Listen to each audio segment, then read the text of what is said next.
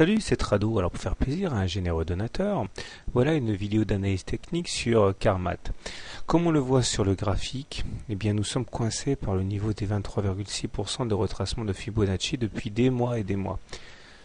Entre les plus hauts que nous avons atteints semaine de juin 2011 et les plus bas percutés le 1er août 2011, on voit que les cours ont repris un petit peu d'altitude, mais c'est pour mieux être borné par les 23,6% de la baisse.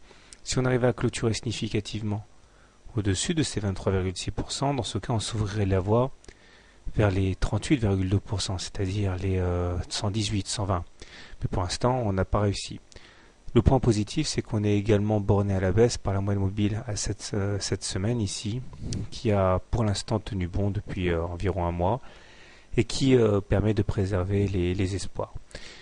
Les indicateurs techniques sont relativement mal orientés, puisque si le stochastique est au-dessus de son signal est positif, le momentum reste sur des niveaux assez faibles, et le MACD est négatif. Donc pour faire simple, on est en période de rebond technique, et on est capé à la hausse par ces 23,6% pour l'instant. Si on bascule en journalier à présent, chaque bougie correspondant à une journée de cotation, on retrouve dans cette configuration une sorte de triangle ici, noir, dans lesquels évoluent les cours et qui nous amène à attendre, si tout se passe bien, un retour sur les 106 à court terme et à la baisse. On est donc protégé a priori par les 85 qui correspondent à un impact sur l'oblique noir.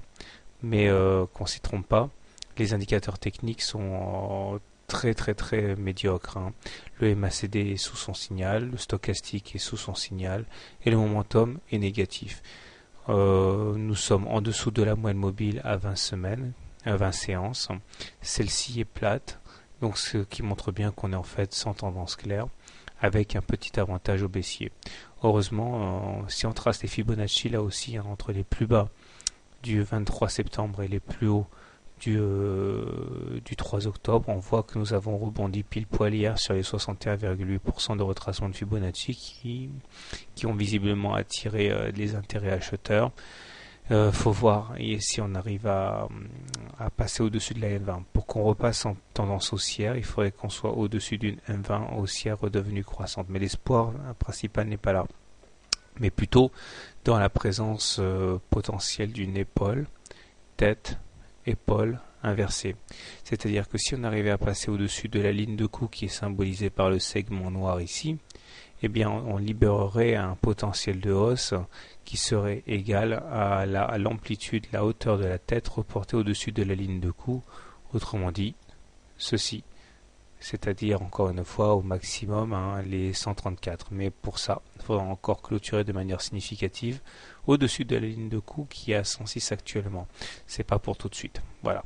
Donc la tendance est neutre à court terme, elle est encore négative à moyen terme.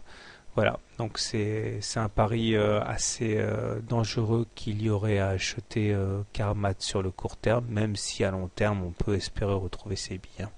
Voilà, bonne soirée, bon trade, et à demain. N'oubliez pas de vous abonner à la newsletter gratuite pour recevoir les mises à jour.